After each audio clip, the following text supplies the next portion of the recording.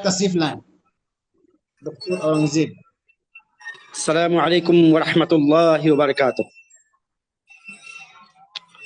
الحمد للہ رب العالمین والصلاة والسلام علی رسولہ الامین وعلی آلہ وصحبہ اجمعین ومن تبعهم بإحسان الى یوم الدین وبعد۔ اعوذ باللہ من الشیطان الرجیم، بسم اللہ الرحمن الرحیم۔ ومن الناس من يشتري لهو الحديث ليضل عن سبيل الله بغير علم ويتخذها هزوا أولئك لهم عذاب مهين۔ قابل احترام صدر مجلس استاذ محترم فضیلت الشیخ ڈاکٹر محمد ارشد فہیم الدین سلفی و مدنی حفظہ اللہ و طولہ، سرپرست مجلس فضیلت الشیخ ڈاکٹر عبدالسلام صلاح الدین مدنی حفظہ اللہ، فضیلت الشیخ عمر فاروق فیض الدین مدنی حفظہ اللہ، ناظم جلسہ فضیلت الشیخ محمد اکمل مدنی حفظہ اللہ، اور تمام شرکائے مجلس۔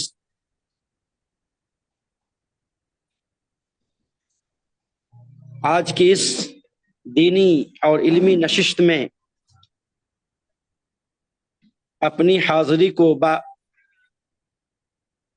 باعث سعادت سمجھتا ہوں، اور اس سے بھی زیادہ خوشی مجھے اس بات پر ہے، بلکہ میں یہ کہوں تو بجا ہوگا کہ مجھے اپنے طالب علمی کی زندگی کے وہ لمحات یاد آ رہے ہیں کہ جب ہم لوگ استاذ محترم کی صدارت میں تقریر کرتے تھے عربی اور اردو زبان میں، اور آپ ہم لوگوں کی اصلاح کرتے تھے۔ اس کا وہ لطیف احساس آج ہو رہا ہے۔ اللہ رب العالمین سے دعا کرتے ہیں کہ اللہ رب العالمین شیخ محترم کی زندگی اور ان کا سایہ ہم لوگوں پر تا دیر قائم رکھے، اور ہر طرح کے صحت، عزت، شہرت اور علمی اور انسانی خدمات سے اللہ انہیں مالا مال کرے۔ میرے پیارے دوستوں اور بھائیوں، سچ پوچھئے تو میں اس لائق نہیں تھا کہ آپ کی اس علمی مجلس کا خطیب بن سکوں، لیکن یہ آپ لوگوں کی ذرہ نوازی ہے کہ آپ حضرات نے مجھے اس لائق سمجھا۔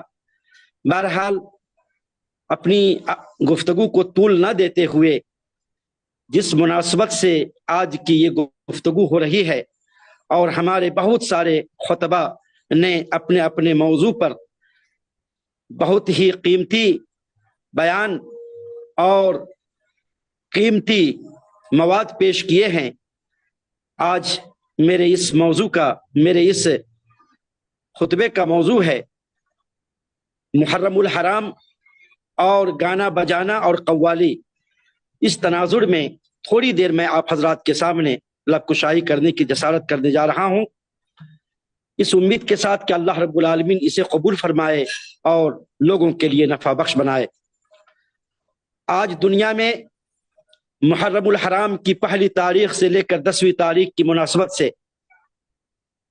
جس طریقے کا گانے بجانے کا شور و غل برپا ہے، شہر بازار گلی کوچے اس ہربونگ سے دوچار ہیں۔ ناچنے گانے والے گلوکار، اداکار، موسیقار اور فنکار کہلاتے، اور فلمی اسٹار، فلمی اور دیگر دل فریب مہذب ناموں سے یاد کیے جاتے ہیں۔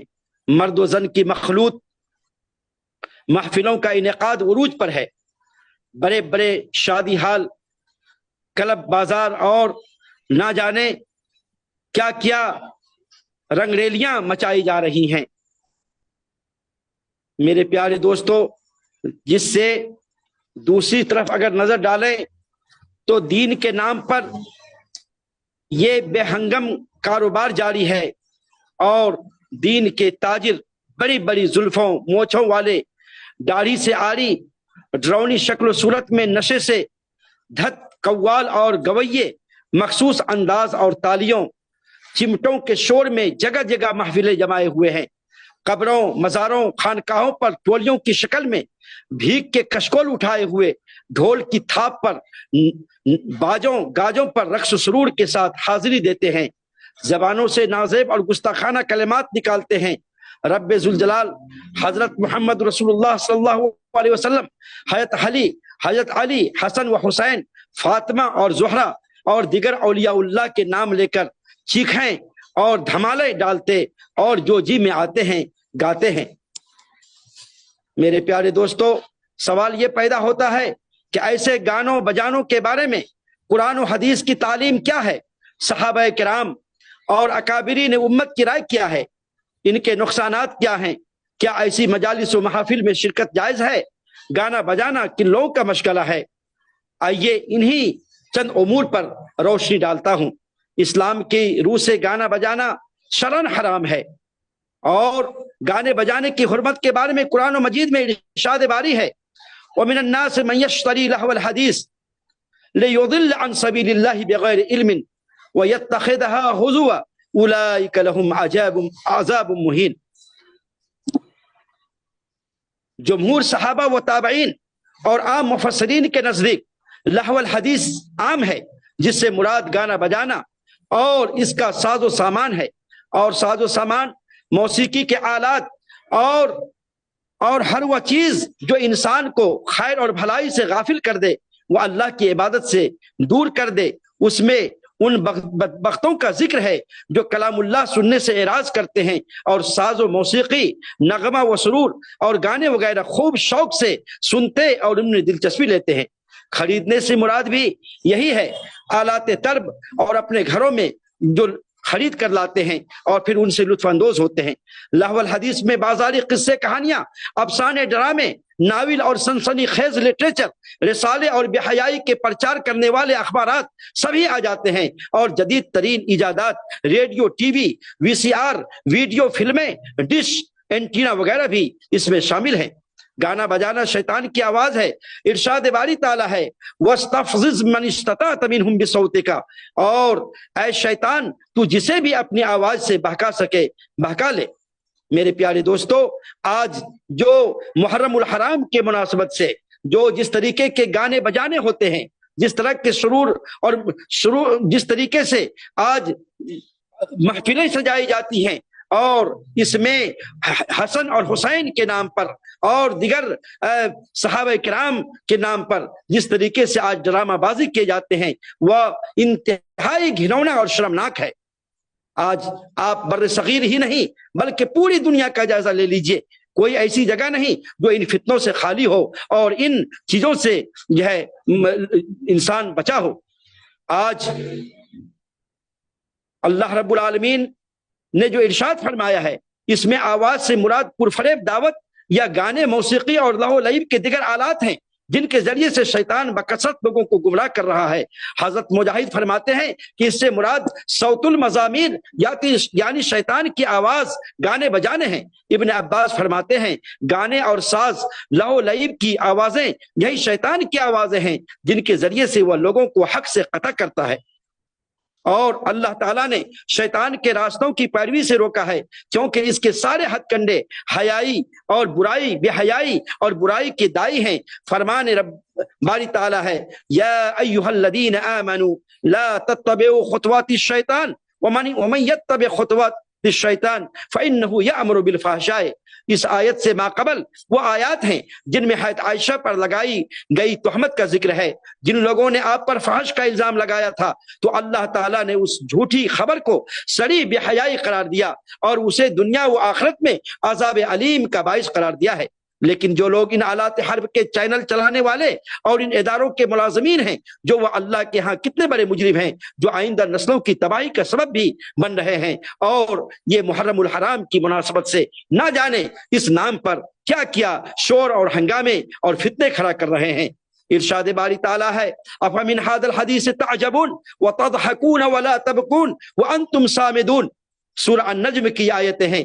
پس کیا تم اس بات سے تعجب کرتے ہو اور بطور مذاق ہنستے ہو اور روتے نہیں ہو بلکہ گاتے ہو؟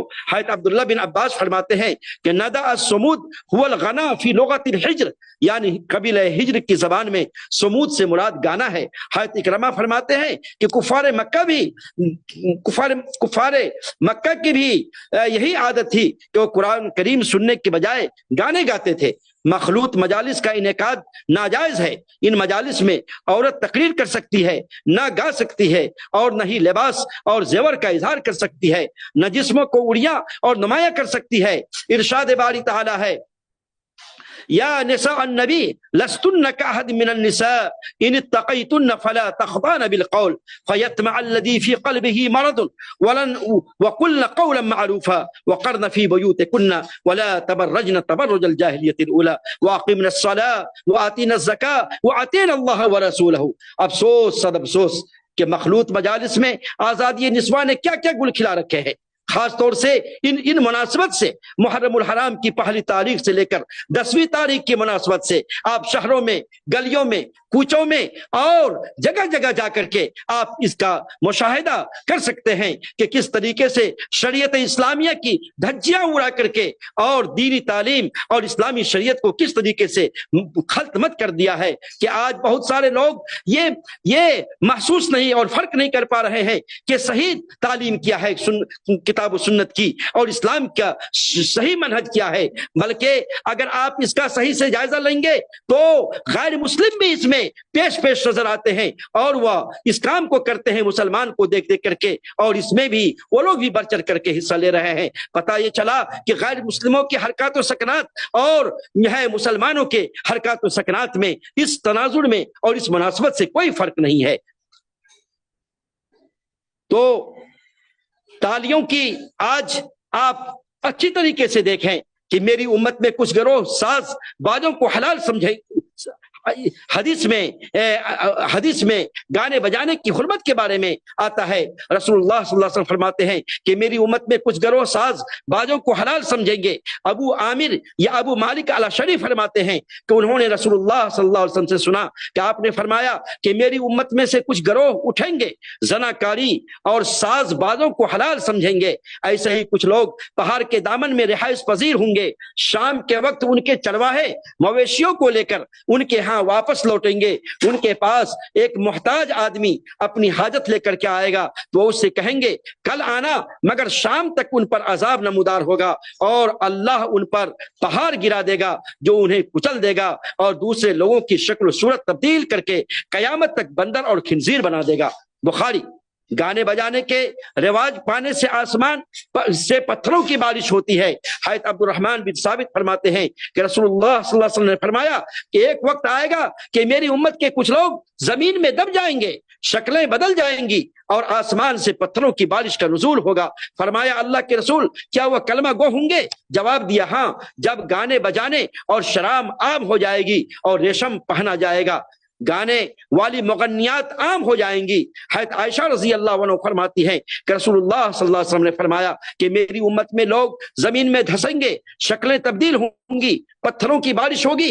حضرت عائشہ نے پوچھا کہ وہ لا الہ الا اللہ کہنے والے ہوں گے؟ آپ نے فرمایا کہ جب مغنیات گانے والیوں کا عام رواج ہوگا، سود کا کاروبار خوب چمک پر ہوگا، شراب کا رواج عام ہوگا، لوگ ریشم کو حلال سمجھ کر پہنیں گے۔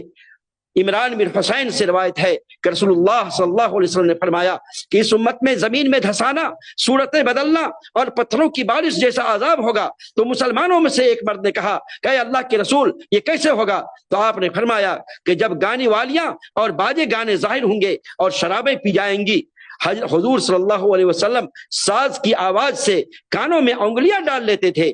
میرے پیارے دوستوں اور میرے پیارے بھائیوں، آج محرم الحرام کے اس موقع سے اگر آپ باہر نکلتے ہیں تو آپ کا کو باہر نکلنا مشکل ہو جاتا ہے، کان آپ کا دیا نہیں جاتا ہے اور کس طریقے سے دشواریاں آپ کو پیش آتی ہیں، نیند میں خلل ہوتا ہے اور اگر آپ کتابوں کا مطالعہ کرتے ہیں تو اس میں دشواری ہوتی ہے۔ اس حد تک آج شور اور ہنگامے دین کے نام پر عام ہے۔ آپ کو معلوم ہوگا کہ نافع مولا ابن عمر فرماتے ہیں کہ عبداللہ بن عمر رضی اللہ عنہ نے ساز بانسری کی آواز سنی تو انہوں نے اپنے کانوں میں انگلیاں دے دی اور راستہ بدل دیا. دور جا کر پوچھا نافع کیا آواز آ رہی ہے؟ تو میں نے کہا کہ نہیں. تب انہوں نے انگلیاں نکال کر فرمایا کہ ایک دفعہ میں رسول اللہ صلی اللہ علیہ وسلم کے ساتھ تھا, آپ نے ایسی ہی آواز سنی تھی اور آواز سن کر میری طرف آپ نے اپنے کانوں میں میری طرح آپ نے اپنے کانوں میں انگلیاں دے ڈالی تھی. احمد, ابو داؤد اور ابن حبان. میرے پیارے دوستوں اور بھائیوں, آج محرم الحرام کی اس مناسبت سے آپ خود جائزہ لیں, جو جس جگہ پر ہے جائزہ لیں. اگر آپ باہر نکلیں گے تو آپ اپنے کان کو بند کیے بغیر نہیں رہ سکتے. ایک اچھا شریف انسان, ایک دیندار, ایک تقوی شعار, کتاب و سنت کا حامل, کتاب و سنت کا داعی اور شریعت مطہرہ پر چلنے والوں کے لیے اتنی دشواری کا یہ لمحہ اور یہ دشواری کا یہ موقع ہے کہ کوئی بچ نہیں سکتا. اور افسوس ہوتا ہے کہ بہت ہی افسوس ہوتا ہے کہ آج اس قدر جو ہے آج انٹرنیٹ کا زمانہ ہے اور سوشل میڈیا کا زمانہ ہے. بڑے بڑے داعی اور مبلغین قرآن و سنت کی باتیں پیش کرتے ہیں اور شریعت کی صحیح تعلیمات کو عام کرنے کی کوششیں کرتے ہیں کہ تاکہ یہ خرافات رک جائے, یہ بدعات ختم ہو جائیں, معاشرہ ہمارا صاف و شفاف ہو جائے. لیکن انتہائی افسوس کی بات ہے, انتہائی افسوس کی بات ہے کہ آج جس طریقے سے ہم لوگ اس میں قربانی دے رہے ہیں, دعوت عام کرنے کی کوشش کر رہے ہیں, اسی طریقے سے برائیاں بلکہ اس سے تیزی کے ساتھ پھیل رہی ہیں. آپ اگر ایک سروے کیجئے کہ 2015 میں جو برائی اس قبیل سے تھی, یعنی محرم الحرام کی مناسبت سے 2016 میں دیکھیں گے تو اس کی کثرت آپ کو نظر آئے گی, 17 میں دیکھیں گے اس سے زیادہ کثرت نظر آئے گی, 18 میں دیکھیں گے. اس طریقے سے یہ ساری چیزیں اور عام ہوتی جا رہی ہیں اور عروج جو ہے پاتی جا رہی ہیں. آپ صلی اللہ علیہ وسلم کا ساز اور باجے کی کمائی سے جو ہے آپ منع کرتے تھے. حضرت ابو ہریرہ رضی اللہ عنہ نے ساز باجے کی کمائی سے منع فرمایا ہے. اور اسی طریقے سے حضور اکرم صلی اللہ علیہ وسلم جس طرح بتوں سے نفرت کا اظہار کیا کرتے تھے, اسی طرح ساز بازوں سے بھی نفرت کرتے تھے. جس طرح بتوں کی پرستش حرام گردانتے تھے, اسی طرح ساز بازوں کو سننا بھی حرام گردانتے تھے. جیسا کہ حضرت ابو امامہ سے روایت ہے کہ رسول اللہ صلی اللہ علیہ وسلم نے فرمایا, مجھے اللہ تعالیٰ نے تمام جہانوں کے لیے رحمت بنا کر بھیجا ہے اور مجھے حکم دیا ہے کہ بتوں اور ساز بازوں کو مٹا ڈالو. اللہ اکبر. میرے پیارے دوستو, یہ آپ صلی اللہ علیہ وسلم کہ یہ فکر تھی, کس قدر فکر مند ہوتے تھے کہ کس طریقے سے سماج اور معاشرے سے ساز اور گانے بجانے کو دور کر دیا جائے, بلکہ بت کی طرح اس کو بھی حرام سمجھتے تھے. لیکن افسوس کی بات ہے کہ آج غیروں پر ہم کیا روئیں, دوسرے لوگوں پر ہم کیا ماتم کریں, دوسرے مذاہب کے لوگوں پر ہم کیا افسوس کریں. خود آج مسلمان اس قدر بگڑ چکے ہیں, اس قدر آج ہماری نوجوان نسلیں اس قدر تباہ و برباد ہیں اور اس قدر برائی کے راستے پر ہیں. آج آپ کوئی فرق نہیں کر سکتے کہ یہ دیوبندیوں میں یہ چیز ہے, یہ بریلویوں میں یہ چیز ہے, یہ فلاں میں یہ چیز ہے, یہ ڈھکا میں یہ چیز ہے. بلکہ بڑی وضاحت کے ساتھ میں یہ کہنا چاہوں گا کہ آج اہل حدیثان کے اندر بھی, سلفی جماعت کے اندر بھی, اہل سنت والجماعت کے اندر بھی آج یہ چیز اس قدر رائج ہے کہ آج ہماری نوجوان سب اکثر اس بدبودار اور اس غلاظت کے شکار ہو چکے ہیں. اللہ اکبر. میرے پیارے دوستو, ابن عباس سے روایت ہے کہ رسول اللہ صلی اللہ علیہ وسلم نے فرمایا, میں ساز بازے اور ڈھولک کو ختم کرنے کے لیے بھیجا گیا ہوں. دیکھیے الفوائد. اسی طریقے سے ایسے ہی حضرت ابن عباس کہتے ہیں کہ رسول اللہ صلی اللہ علیہ وسلم نے فرمایا کہ بلا شبہ اللہ نے شراب, جوا اور ڈھولک حرام فرمائے ہیں اور نشہ, ہر نشہ آور چیز حرام ہے. گانا سننے کی سزا. حضرت انس بن مالک فرماتے ہیں کہ رسول اللہ صلی اللہ علیہ وسلم نے فرمایا کہ جو شخص کسی گلوکارہ کی مجلس میں بیٹھا اور اس نے گانا سنا, قیامت کے روز اس کے کان میں سیسا پگھلا کر ڈالا جائے گا. جس طرح کسی گلوکارہ کے شو میں بیٹھ کر گانا سننا حرام ہے, اسی طرح ریڈیو, ٹی وی, وی سی آر اور کیسٹوں کے ذریعے گانا سننا بھی حرام ہے, کہ کیونکہ دونوں دراصل ایک ہی چیز کے دو پہلو ہیں. جس آدمی کے پاس گانے والی عورت ہو اس کا جنازہ نہ پڑھا جائے۔ حضرت عائشہ فرماتی ہیں کہ رسول اللہ صلی اللہ علیہ وسلم نے فرمایا کہ جو شخص اس حالت میں فوت ہوا کہ اس کے پاس گلوکارہ ہے اس کا جنازہ مت پڑھو۔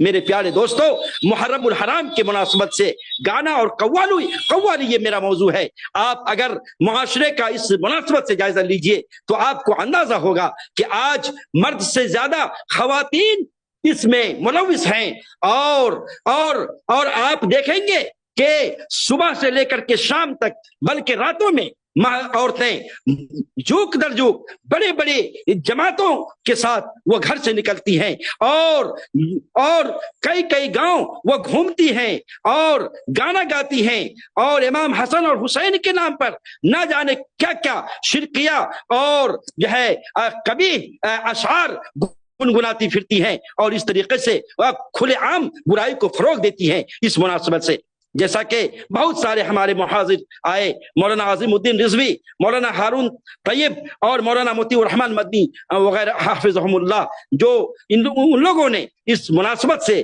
جو کیا کیا برائیاں ہیں سب کو ان لوگوں نے گنایا اور گنانے کی کوشش کی۔ میرے پیارے دوستو، حضرت ابی امامہ سے روایت ہے کہ محمد رسول اللہ صلی اللہ علیہ وسلم نے مغنیات گانا گانے والیوں کی خرید و فروخت اور ان کی کمائی سے بھی منع فرمایا ہے۔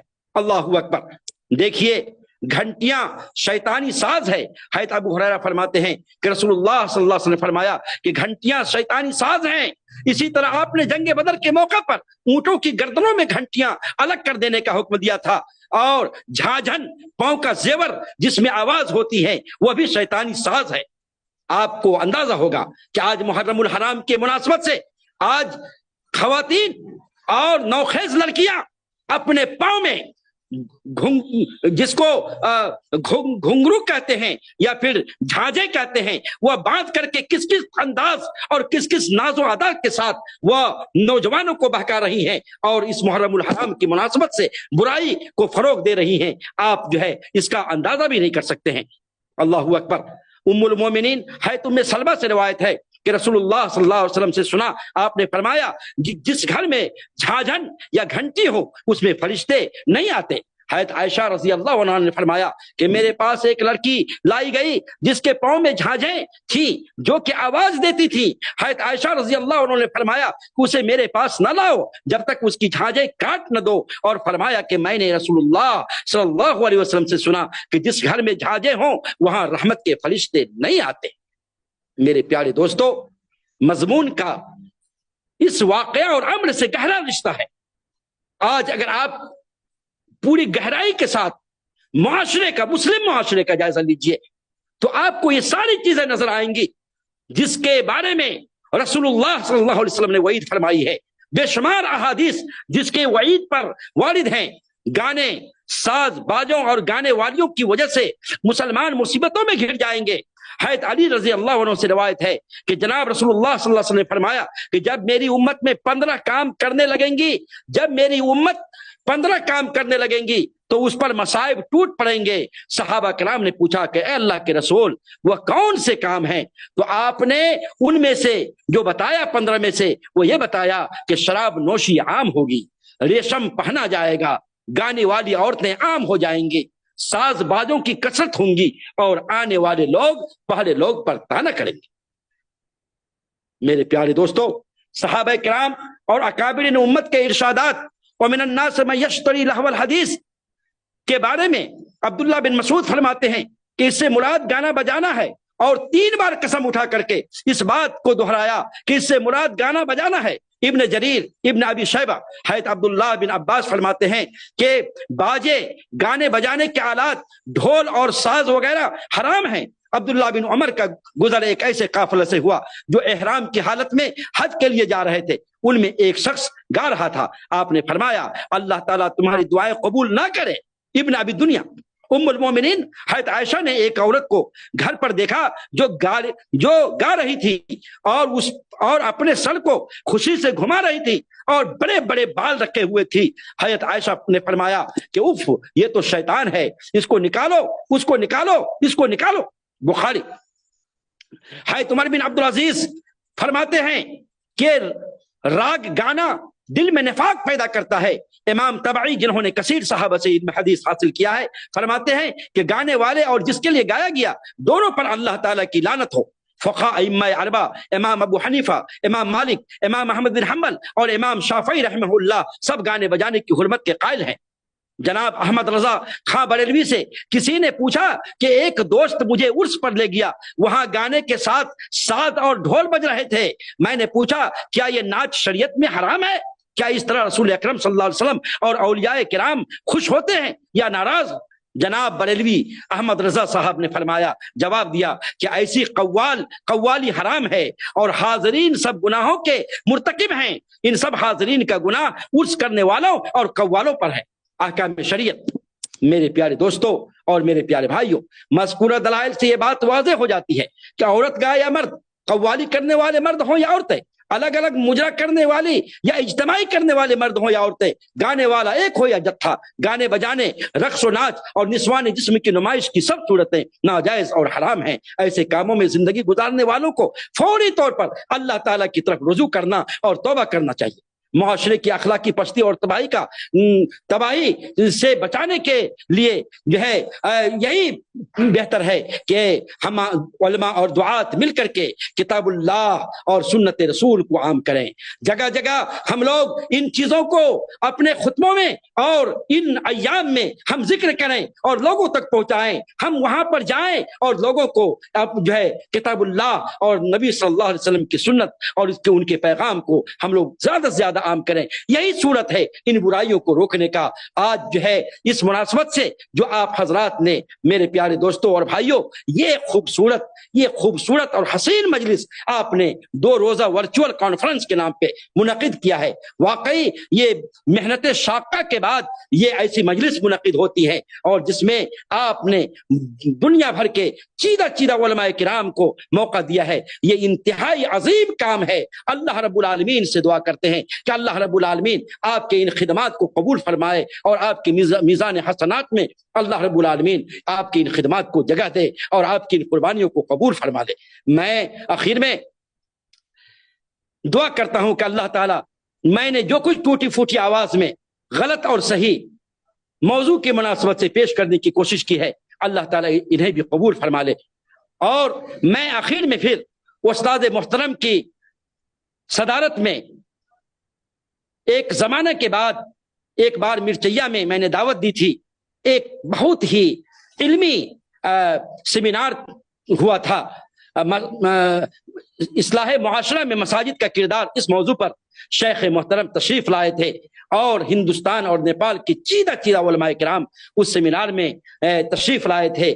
بہت ہی بہترین و لمحہ تھا۔ اس کے بعد یہ موقع ملا ہے آپ کی صدارت میں مجھے اپنی بات پیش کرنے کی۔ بہت ساری خامیاں اور غلطیاں ہوئی، آپ مجھے ایک طالب سمجھ کر کے معاف کریں گے۔ آپ لوگوں سے بھی جو ہے میں معذرت چاہتا ہوں اگر کسی طرح کی کوئی کمی اور جو ہے زیادتی ہوئی ہے۔ اللہ رب العالمین اس 2 روزہ ورچوئل کانفرنس کو کامیاب بنائے اور امت اسلامیہ کو اس سے خوب نفع ہو۔